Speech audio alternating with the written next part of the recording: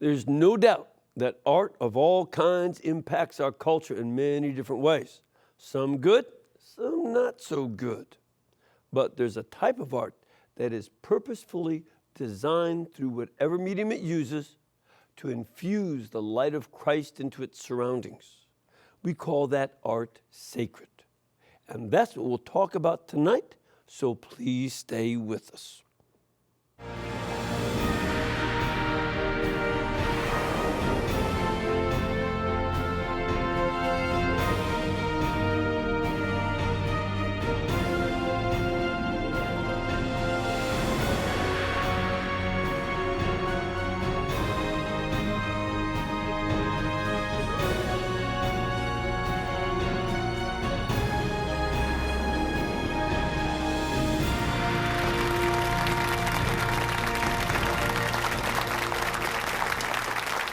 Thank you.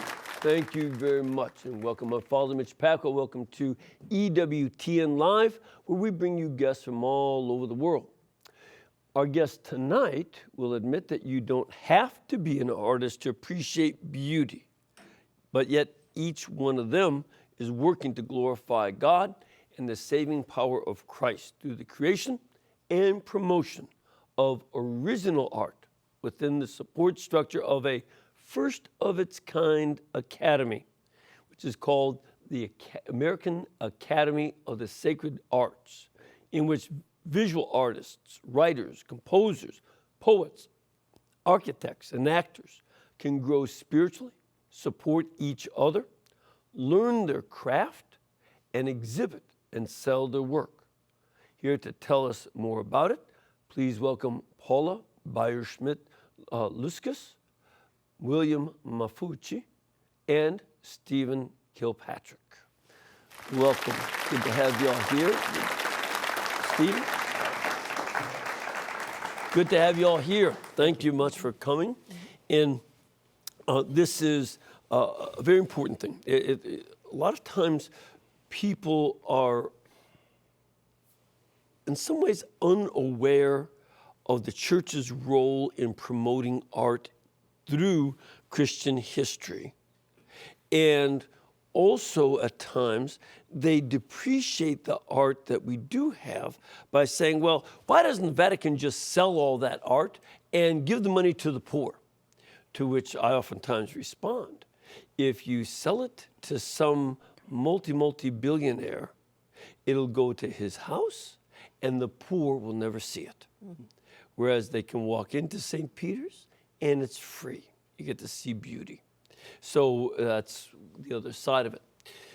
This is a very important part.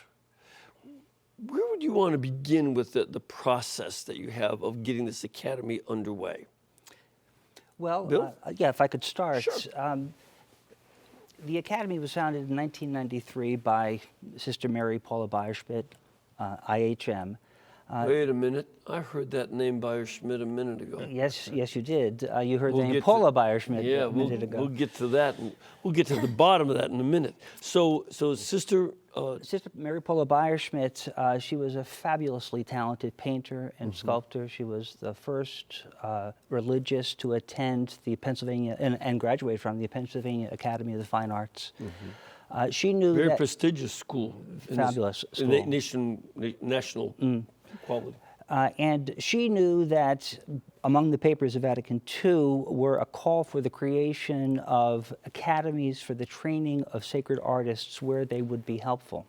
Yeah, and that's, so folks understand, that's in Sacrosanctum Concilium, the first document of the council. That's right, Article 127. And it was on the liturgy, and in paragraph 127, you see that this call for such an academy. That's right. And 1993, I guess it was about 25 years later, it had never been done, and Sister Paula knew, in America. And I'm not sure it's been done again since Sister Paula started the academy in 1993. She, for a number of years, raised funds to find a home for the academy. And in 1999 or 2000, she finally had raised enough money to acquire a building in Philadelphia. That's when I got to know her because the building had problems. She was involved in a real estate dispute. I'm a real estate lawyer. And I just happened to notice that Sister Mary Paula Beierschmidt and her Academy for the Promotion of Sacred Art needed a lawyer to help them pro bono. And I called. For those who don't know Latin? For free. For free. For free, yeah. And I was able to resolve her problem for her. She would call me whenever she had other legal problems, forgetting that I'm a real estate attorney. I do some other things, but I can't do everything. Fortunately, at that time, I worked at a large firm. If I couldn't handle something, some of my colleagues could. And over the next 12 years, I began to learn more. I handled a number of matters. My colleagues handled a number of matters for her. She became a very close friend, a spiritual advisor of sorts. I learned about the Academy. And toward the end of that period, starting in 2008, she embarked upon something that I did help her with. It was the creation of a prayer site, a prominent prayer site in South Philadelphia, centered around a life-size image, bronze image of Our Lady of Guadalupe, the image that appeared on Juan Diego's tilma back in 1531, the famous image. This had begun when she was in Emmitsburg, Pennsylvania, in a prayer grotto. She took a picture of a photograph of a mosaic of the image of Our Lady of Guadalupe. A beautiful mosaic, but she took a lot of pictures that day, and the prayer group moved on. When she got the photograph developed, something that neither she nor anyone else in the prayer group had seen, this luminescence enveloped the image. And she showed it to photographers who said, well, that wasn't photoshopped in. This was on the negative.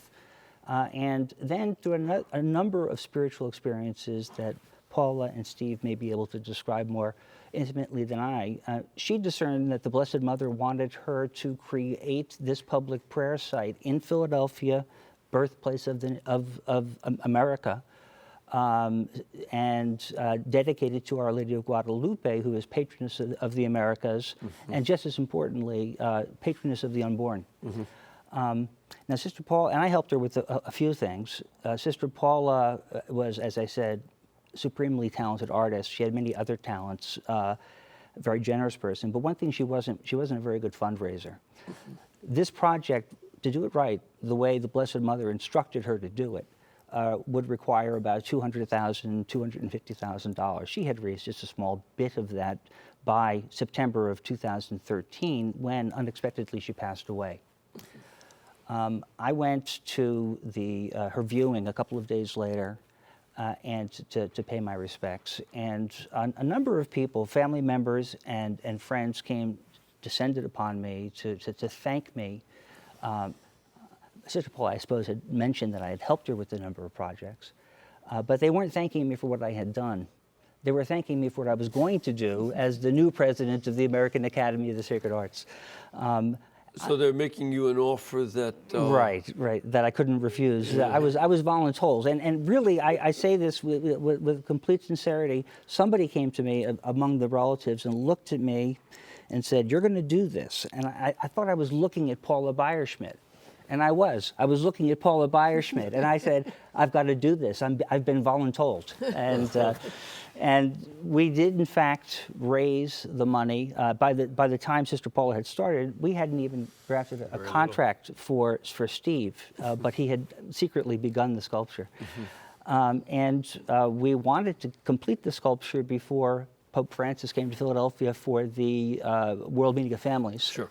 And we were able to do it. And we were extraordinarily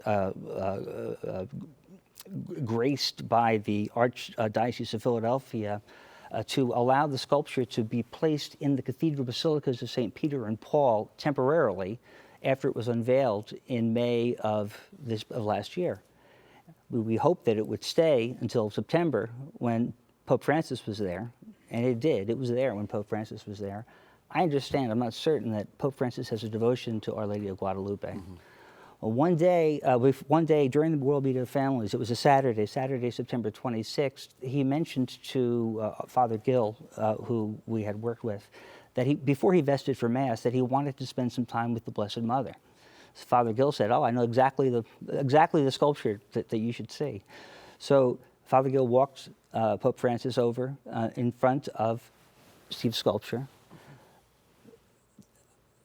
The Pope prayed before it. He placed flowers before it. It was a beautiful moment that was fortunately captured on film. Someone happened to be perfectly positioned behind, and that photo we have it on our website.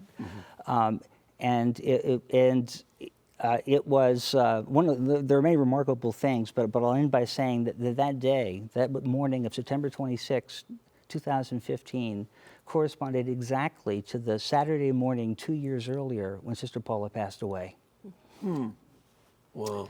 And so she may have been doing just a little bit of intercession. I think she was much more effective after she passed away in helping to complete the project and raising the funds. Her whole project did center around that she wanted everything she wrote, everything she said, she wanted it completed for the papal visit, whether it was at its permanent site in South Philly that he would pass it or stop by it.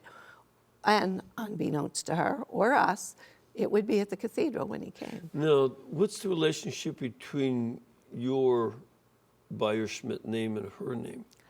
Well, my sister, we're a very tight-knit Catholic family, big family, lots of cousins. So she's your sister? She's my sister. Okay. And we went to school, we were the IHM nuns taught us, and we loved them and respected them.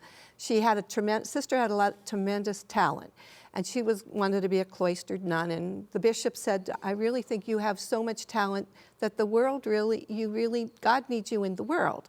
And we were taught by IHM, so she went to the IHM convent. And when she was in the novitiate, she studied the life of St. Paul. And she was very, very taken by his life. And so she requested the possibility, you can pick, suggest some names that you might like. And Sister Mary Paula was one of the names that she suggested, and that is the name she was given. Okay.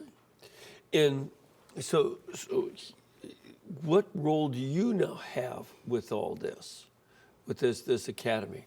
Well, when my sister died, I took her place on the board. Okay. And I do the acknowledgments for the academy.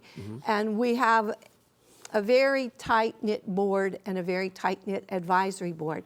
And my sister had, God gave her a magnetic talent for attracting the most unusual resources and the most talented people. So it's amazing the talent that we have, and they've been absolutely wonderful to take her vision. And her vision was to really develop a school, a place where she was very committed to the poor, especially poor artists who didn't have money, didn't have somebody to support them, didn't have a place to work. Well, she wanted to be able to have a place where you could inspire them, you could educate them, you could get them to their fullness of the potential that God gave them with their artistic ability. But they had to have the desire and the talent to do sacred art. And talent was something she herself possessed. Yes. In great abundance. Yeah. She, what kind of media did she work in? Well, growing up, she had like the best coloring book you ever saw. Then she had charcoals, and then she did oil paintings. And, from there she was taught school for 17 years as a school teacher. And like the Mother General must have heard enough about, her art, that she said, well, see what you can put together and see if you can get into an art school. And she sure did. She put a portfolio together, and that took her to many places of study that culminated with the Philadelphia Academy of Fine Arts. Yeah. This one of her famous one is called The Handmaid. The Handmaid. Yeah. The Handmaid and Father Goulet are both at Immaculata University's study at the Villa Maria House of Studies. It's really, we have a picture of it up there now. It's really exquisite. And she also did a bust of St. Vincent Pallotti. Yes, that was commissioned by the Palatine Fathers, and that's in the That's their founder. Yes, and that is in the Basilica of the Immaculate Conception in Washington, D.C. So she's really very talented. Very, very talented. And got this going. But Steve, you're sitting over there. What do you have to do with all this? Father, I met Sister probably about 20 years ago. And at the time, I had just embarked on a new career of sacred art and meeting the needs of the church. What had you done before you did sacred art? I worked at a very large hospital. I ran an employee assistance program, worked with employees with personal and work-related issues, answering a calling to help build God's church through discernment. It was decided to do counseling or do consulting for new church projects and for sculpture. Well, it was right around that time that I met Sister Paula. We hit it off very well. She asked me at our first meeting if I would join her board, which I did, and I've been on ever since. During the years, Father, we became very good friends, very trusted friends. I helped with many things over there, and she knew my family very well. Very dear person, brilliant, great sense of humor, very talented, very caring woman, and not sister she was.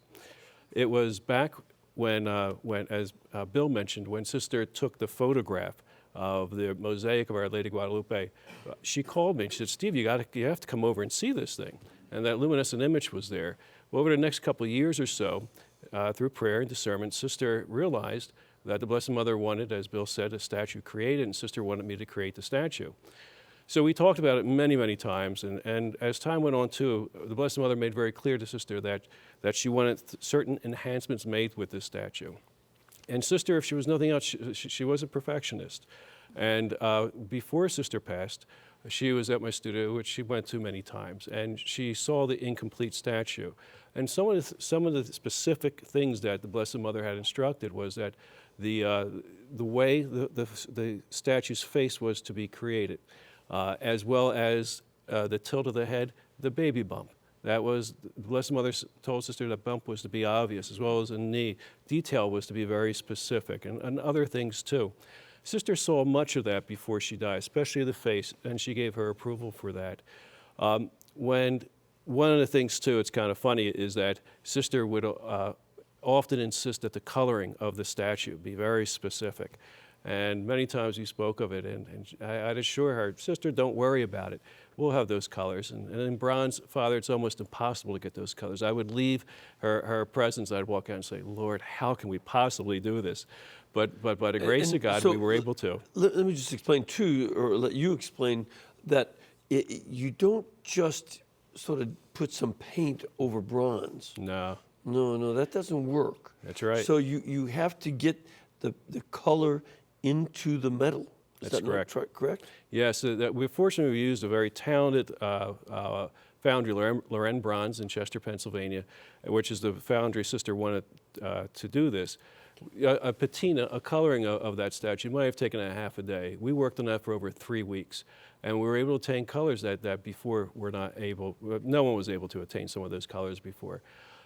Which, by the way, happens to be part of the background with Our Lady of Guadalupe to begin with. Yes. That the colors and it's not paint, on there. It's they've examined that on the original tilma. It should have decayed centuries ago, and they can't figure out where these colors come from. So once again, we can almost wonder whether or not Our Lady might have a certain influence on this. Oh, I have no doubt of that. I have no doubt at all, Father. I'm sure that's what happened. And one of the really interesting things Sister said to me just before she passed, she said, the Blessed Mother wants this statue replicated many times and placed throughout the country and beyond, because they will create a resurgence in the protection of life, and because the people don't know her, the Blessed Mother, and soon they will need to come to her. And Sister went on to say that she said many miracles were going to come from this. Well, Sister passed shortly after that, and then our whole focus with the Academy was to do the fundraising and also to keep the Academy moving forward, and for me to complete the statue. Well, as that was going on, as the statue neared completion, it began to almost gnaw at me what's that comment Sister made about what the Blessed Mother wanted. So it was only more recently, through the encouragement and support of a lot of friends, family, and clergy, that we've decided through my business, to honor Sister. And we're honoring Sister we've created an apostolate, the Our Lady of Guadalupe America apostolate, and it is dedicated to Sister, and it is through this vehicle that we are certain that we will be able to do massive evangelization as well as help protect life.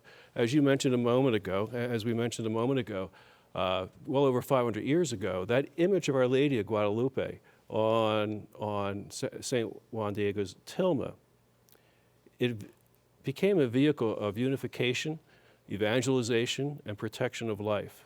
And millions of Yes. Native Americans became Catholic Yes. when they could say, oh, we can identify with her. That most of the images that the Spaniards had were very European-looking images. Well, Our Lady of Guadalupe looked like somebody from the Americas. Yes, exactly. And the many lives that were saved, because the Aztecs, we knew that the human sacrifices, and often of children.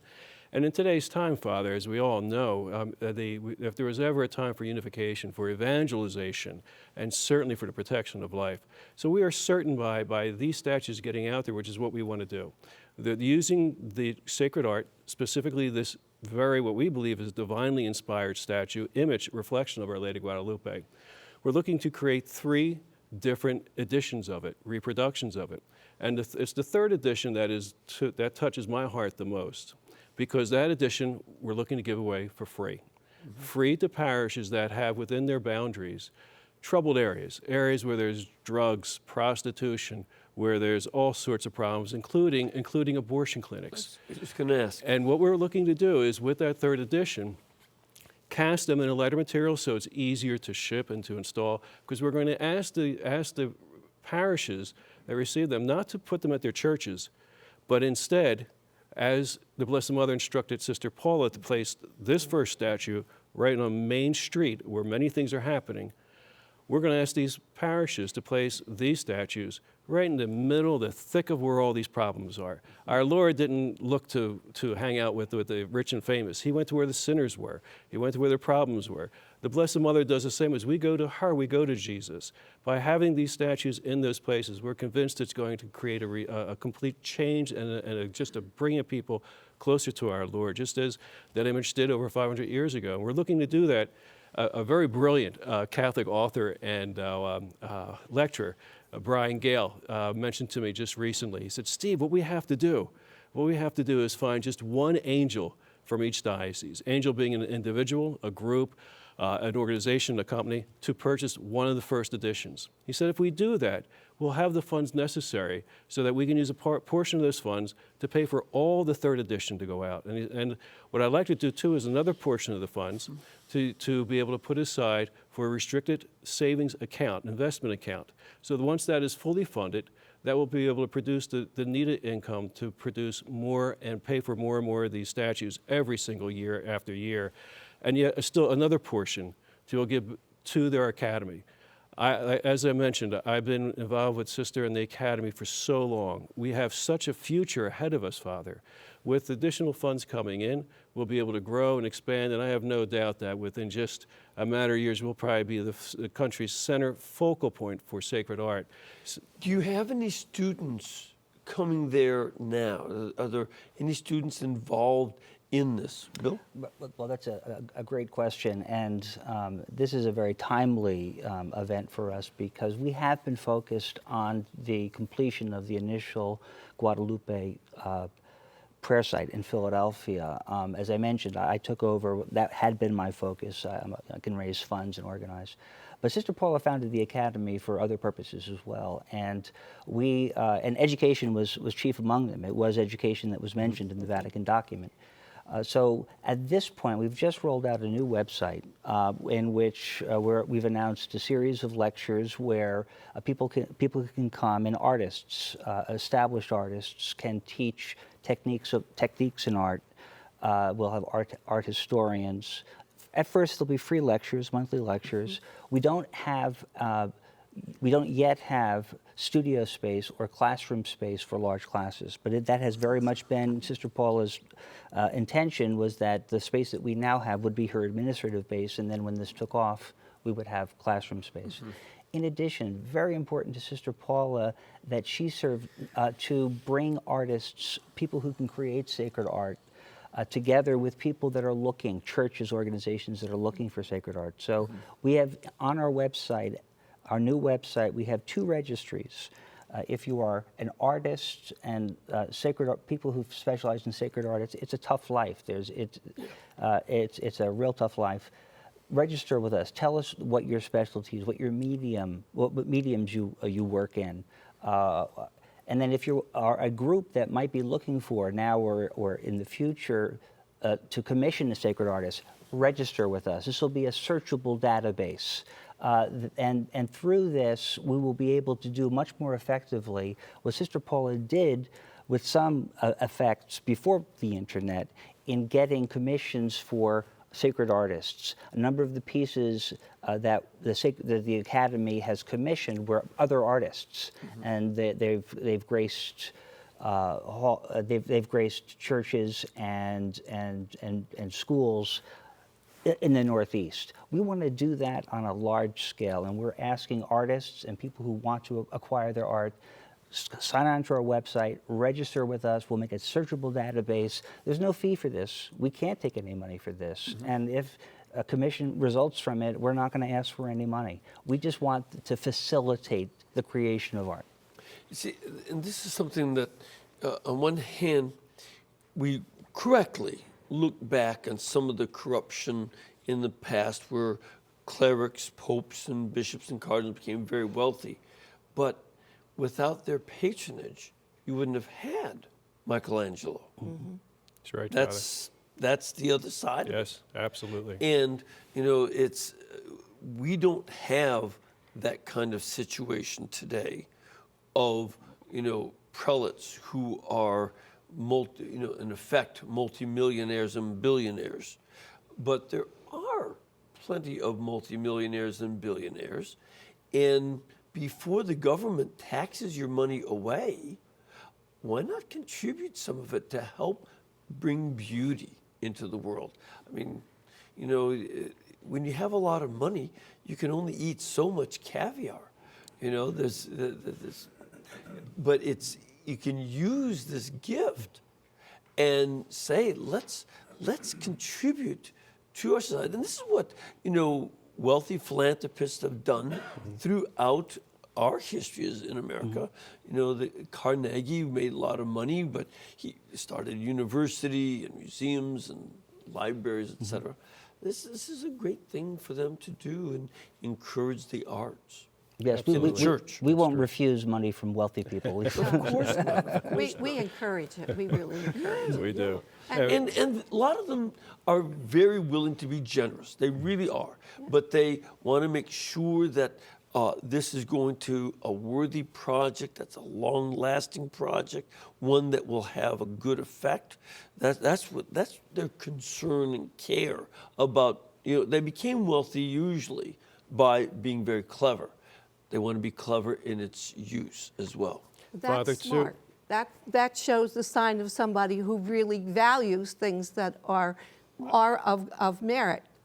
And in doing that, anytime an artist creates something that is so beautiful and in sacred art, it all takes your mind and heart to God. You can't look at a beautiful piece of artwork without it automatically inspiring you. And when you travel to Europe, you don't go to see the train stations, factories, and bank buildings. No. You go to see the churches. Sure. Yeah. Another thing that Sister Paula was very much inspired by was St. John Paul II's letter to artists in 1999. In which he said that to communicate the message that Christ entrusted to the church needs art. He didn't say to communicate more effectively. He said to communicate as if it were. I mean, of course, it's not an infallible teaching of the church, but his point was that, and these were the words that he used, that art it enhances the intuition. It nourishes, that was his word, it nourishes the intuition to enable you to perceive the divine in ways that are ineffable, that cannot be expressed in words. Right.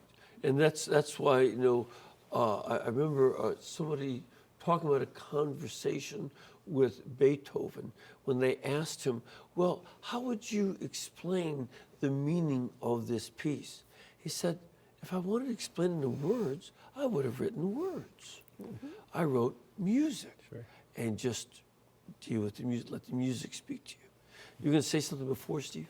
You know, Father, it was St. John Paul II who also called for the church, for church leaders, pastors, to commission original art. He said the church had always done that throughout history, and we've fallen from that more recently. Yeah. And it's easy just to order something from wherever, but it's so important to have that original art there and very special pieces. Yes. And we can do that. And with the bank of information, of resources that we have at the Academy, as Bill said, we can connect these two groups easily.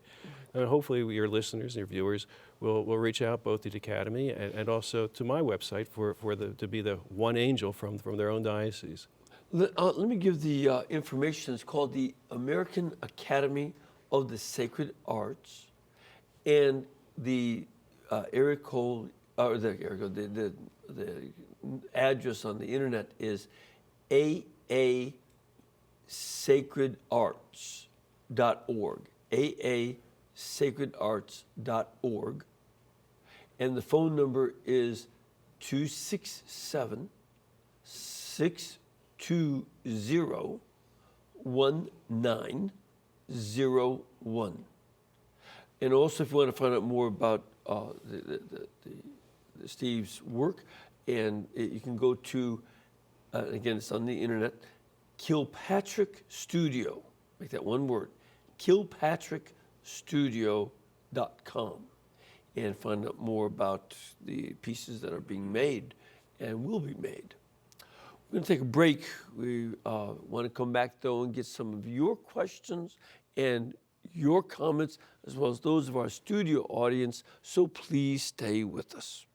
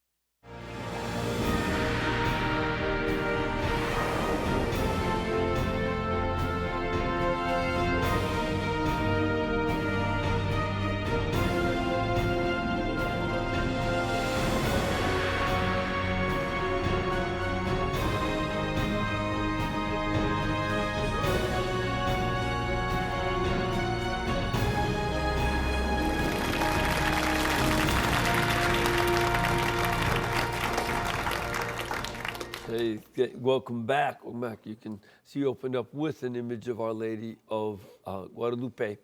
And of course, besides having these guests, I also want to invite all of you to come and join us. How do you like the weather down here in Alabama? Wonderful. Isn't it pretty?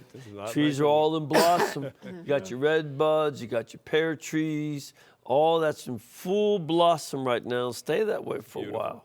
When I was growing up in Chicago, you might have spring for 2 weeks. Then it went right into summer because it's short growing season and such. But here's beautiful. So come on down.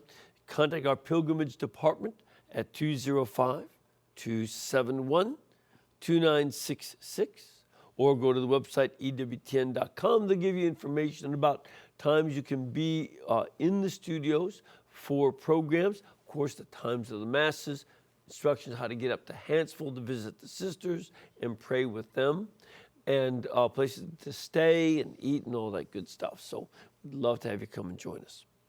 You ready for some questions? Sure. Let's start off with this young man first. Sir, where are you from? From Iowa. Iowa, apparently the University of Iowa. Yeah. Do you go there, teach there? I work at the university. Good for you, good for you. It's a good school. Yep. And what's your question? I was wondering how the arts affect the Stations of the Cross. Do you do artwork toward that? Yes, I've done several sets, original sets of Stations of the Cross. And if anyone is interested, they can certainly contact me or go directly to the Academy too. This way we have them registered there at the Academy too. And I'd be happy to create any additional work. You see, and that brings up an important element, that there's also a role for art, not just to be a museum piece, but it engages us in our devotional life, like in the Stations of the Cross. Certainly. Father, art, if done correctly, sacred art, they are like a church, sacramentals. They're meant to bring, if the pieces are correct, they're created correctly, truly through prayer too, then the observer is fortunate enough to be able to, in a sense, almost join that picture or that painting or stained glass or that sculpture. It brings them into a much deeper sense of meditation and prayer. Yeah, in my own personal chapel, I have icons for each of the 20 mysteries of the Rosary. And, you know, that's very often one of the ways I focus on the mysteries as I pray them, you know, is to use that kind of devotional art to draw me into the mysteries. Sure. Not always, but often. And this is one of the ways that we can use some of this. We have another question, a caller in. Hello, Mike. Hey, Father, how you doing? Fine, thank you. And where are you from? Connecticut. Great, good to have you. What's your question? I was going to ask a question. I had heard it said, especially with iconographers, but I'm sure with all sacred artists, that there's a tradition of them praying and fasting to the divine artist, Christ himself, to inspire them to produce this beautiful art. And I just wanted the people there to comment on that. Okay. Practice. Oh, great question, Mike. I appreciate that. Absolutely. I know before I start any project at all, I pray. I pray during the project. I pray, especially after it's finished and it looks good, and I'm thankful. But I pray, you have to pray. A true sacred artist must pray. Prayer has got to be an integral part of everything you're doing with that piece. Otherwise, what's happening is you are creating the piece instead of the Holy Spirit. When I work, as do any sacred artist, we know that it's not us who are creating it, it's the Holy Spirit. We're just allowing the Holy Spirit to use us. And you have to pray to have that happen. And Sister Paula was the same way. Sister Paula, when she was going to undertake something, and especially the project with Our Lady of Guadalupe, because it was so different than what she usually did. She knew what she was doing before. When this image appeared on that photograph, then she prayed an awful lot, and she really would seek out counsel, and she did fast some. There were many days, many times that she would just only have bread and water on certain days or for something and pray. So it is a very intricate part of somebody who does do sacred art, and maybe even all art, that there's truly a passion with them. Yeah, you should. I know that with the makers of the writers of icons, that they oftentimes mix holy water in the paint that they're using, which they oftentimes make out of egg white, because it sticks, apparently lasts longer. Yes. And you know that this, I think that's an important element to bring out, that this is not about making it for yourself. That's right. Not about my self-expression. I'll never forget being at the airport in Dallas-Fort Worth, and there was a guy selling hot dogs. I picked up one, as I was changing planes, needed lunch, and he said he was an art student, and I said, whatever you do, don't try to do self-expression. Focus on beauty and truth. That's right. And he said, but I want to express myself. I said, that's dumb. You'll usually make something ugly. That's right, Father. That's absolutely correct. And yes. Is that not part of the history of? Absolutely. You're 100% I said, but correct. if you want beauty and truth and seek that, you'll be something very worthwhile. True beauty is God. Yeah. God is the essence of absolute beauty. Yeah. And when you allow yourself to get in the way of that, whatever you're creating, you're only going to mess it up. You're trying to instead, you want to bring the Lord into what you're doing. That's the only way to have that beauty expressed. Yeah, I'll never forget having gone to the Guggenheim in Bilbao, Spain, and I just couldn't wait to get out of there. I couldn't wait. And then we went over to a church not far away and saw this stunning, beautiful art. And it was the whole group, I was taking a whole group to Spain, and everybody was just had the same reaction. Sure. Except one lady who really knew some art. She said, well, there's the meaning of this. Well, that was good, but it felt ugly. I mean, there was one piece that was a bicycle wheel nailed to a wooden stool. And that was the main piece in this one large room. It was the center of the room. I said, I had stuff like that in my basement. I just, maybe I'm too ignorant. I just don't get it. Well, when Sister Paula met with Mother Angelica when the last time she was here, and they were discussing art, Mother Angelica was telling her about this piece of art that she saw that she didn't think it was art at all. It was very contemporary. It didn't tell her anything. And we believe, too, that fine art takes your mind and heart to God, but if it was a contemporary piece of art, unless you're really trained in that to be able to really see and envision it, you don't get it. Most people in this country are not trained in contemporary art Right. or unusual abstract art, Right. but they know beauty as soon as they see it. Exactly. As soon as you see it, you know it. Yeah, one of the things that Sister Paula insisted upon was a certain plateau of quality, of proficiency. We're going to conduct an art auction. It's information on the website on June 4, and we're inviting artists to send us pieces if they'd like to have them auctioned off. Sure. But we're not going to just accept anything because Sister Paula would not permit that. Right, We actually we have a something committee beautiful. of, there's a certain threshold that we want. Good. We have a question from our studio audience. Ma'am, where are you from? Canal Fulton, Ohio. Good to have you here. Welcome. And your question? I was curious as to what you were discussing, that there isn't more sacred art in churches today. In the 60s and 70s, there were a lot of what you were discussing, contemporary expressions of worship and of art. And in one church in particular, there were pinwheels, 12 pinwheels, and I was totally befuddled as to, what are 12 pinwheels? That could be, what is that? Is that the 12 apostles? Is it the 12 months of the year? I think I might have an idea. You've heard of people turning in their grave. In some places, the saints would be like pinwheels. That's just an idea. I don't know. But what about that? Because you had some of this, experimentation. We don't have good, true sacred art out there, at least not a lot of it, because people like me have not been commissioned for that.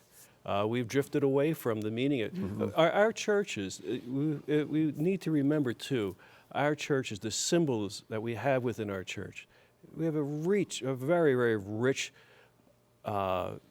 source of symbolism and communication through our art in the church. And we've lost that language. That language needs to be reintroduced again to the Catholic so they understand when they walk into the church what these different images mean and how it relates. And if our pastors need to simply commission good sacred artists to come in and do the work. And we're out there and we're willing to do that. But also, I think, be able to help instruct the pastors Absolutely. to understand it and explain it in their homilies. Yes. That's one of the things I've loved doing over the years when I've taken pilgrimages to the Holy Land. I know the land well, and I know the art there. And I always incorporate some brilliant artwork that they've done in the architecture and the other forms of art in the churches. That, just let them see that this was not just sort of, oh, I felt this way today. No, it's about the gospel. One of the great architects over there, Antonio Barlucci, made most of his churches, I think in the late 40s until the early 60s. And he would go and camp on the sites where there had been churches in the past but were torn down. And he would meditate on the Gospels and then come up with a church. Beautiful. Mm-hmm. Beautiful. You know, and you see some wonderful, wonderful things as a result. We have another caller. Hello, Anastasia? Well, hi, Father Mitch. Hi, where are you Thanks for taking my... I'm from Ohio. Ohio, great, good. And your question? My question is, the artists that sign up on the website, okay, are they screened? The second part of my question is, would they be the ones that would do the artwork at their own facility based on what the patron was looking for?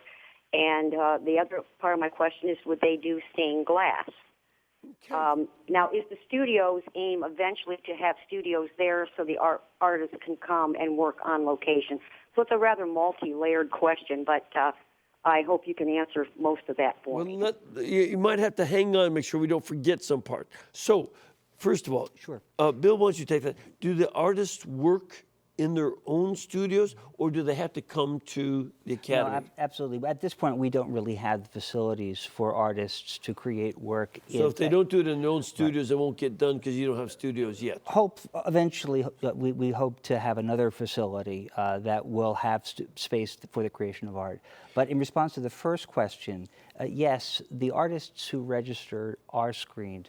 You can register your interest through our website, but we've asked for some information, but ultimately the information is going to go to a committee right now of 3 artists, and they're going to ask for samples, we're not going to accept just any artist who wants to register on this. Now we're not going to be able to do, background checks, that type of thing, but as far as the quality of the art. And yes, stained glass is a medium that we will certainly, you'll have an opportunity to say, I'd be interested in acquiring stained glass, or I'd be interested in being commissioned to do a stained glass project. Yeah.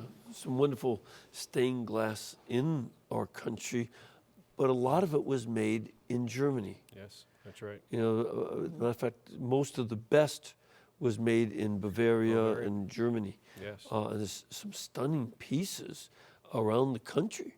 But do we have any good quality stained glass studios in this country now? We do, Father. I know Philadelphia, the Byers Studio, for instance. There's an excellent studio there, and we do have a few other ones, but that's one of the best ones around. And in fact, they are the curators for all Philadelphia Archdiocese parish stained glass pieces. They do beautiful work. Yeah, a priest friend of mine, Father George Lane, a Jesuit, had done some books of the stained glass in Chicago, some which is really stunning. Sure. Really stunning. There's some just great work. And part of this, I would hope, as a result of this show, folks would also go back to the churches with high quality stained glass and other media, and go back and sit and enjoy not just the pretty colors, but also the symbolism, and try to draw out, where do these symbols come from? How do they relate? Well, they all tell a story. Exactly. Father, you made a very good point a few minutes ago, and that is the pulpit has got to teach that symbolism, because we've lost that language. If just on occasion, and in so many churches with beautiful stained glass, if during a homily, the homilist simply mentions there's an image of St. Paul or of the Blessed Mother, the tilt. Why do they have the colors that they're wearing? Why is there a lily in St. Joseph's hand? So many things it speaks so loudly, so clearly, so beautifully, if we knew the language. And this is something, I remember reading a book called Ugly as Sin. Have you seen it? I saw it, yes, Father. Yeah. And one of the things they were saying is a model for the churches was introduced by an architect up north. And his idea was that the church should be like a Japanese tea house, which is part of a Zen experience, that you go in to seek the emptiness, the nothingness, and lose yourself in the nothingness. And that's not really very Catholic, is it? Not at all. No, we go into our church to do just the opposite, to see the art, to experience that art, help that lift us up to a much higher state of prayer and meditation. Yeah. We have another caller. Hello, Connie? Yes, Father. Hi, where are you from? I'm from Pittsburgh, Pennsylvania. Great, good. And what's your question or comment? I belong to my parish now for over 60 years. And growing up, we had a beautiful church, marble, beautiful pictures, Stations of the Cross, beautiful pictures of Mary and that. And all of a sudden, in the early 70s, our church was stripped of all the pictures, the statues were taken out, and the tabernacle was put on the side of the church, and the beautiful artwork we had was suddenly gone. And it's just so ordinary now without it. And I wondered, why did our parish do that? Why, whoever made that decision, why did that happen? Yeah. And what's happened to him since? But well, that's another problem. How about y'all? Yeah, in addition to the concept of the Zen space, there was, in that period, I think, a perception that the churches should be community spaces. And 40 years ago, you wouldn't have people standing around after Mass and chatting and making, No.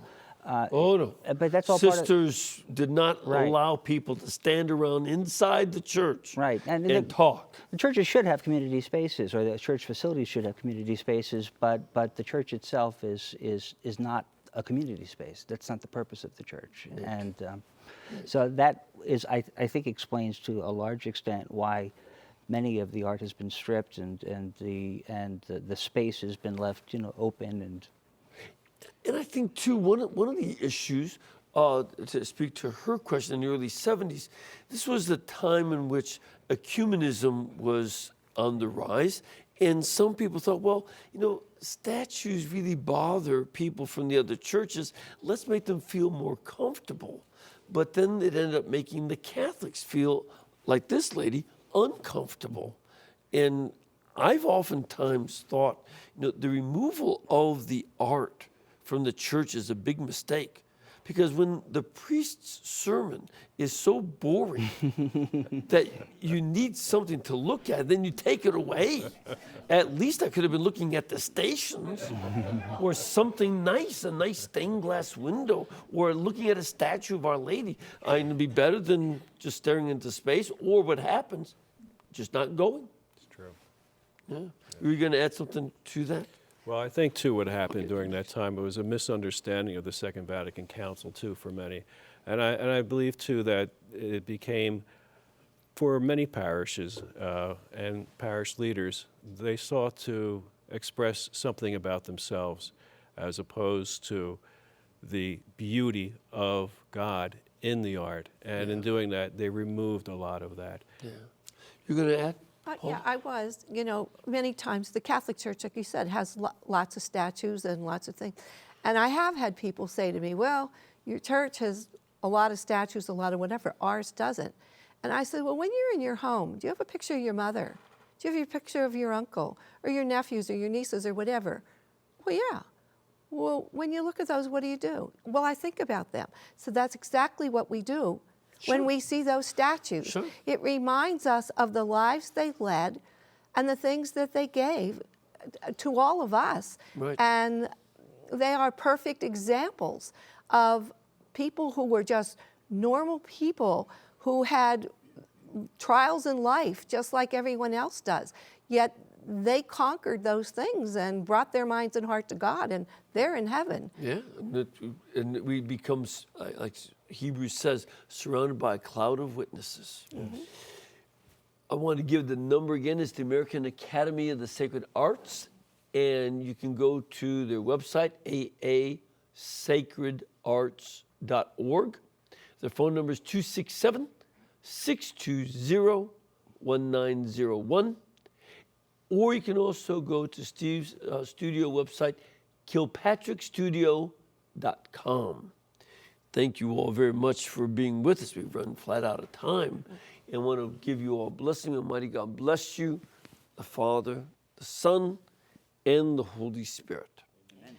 And we can bring guests of this quality and do programs like this only because this network is brought to you by you. Not only did this Academy of Sacred Art get started by a nun, so did we.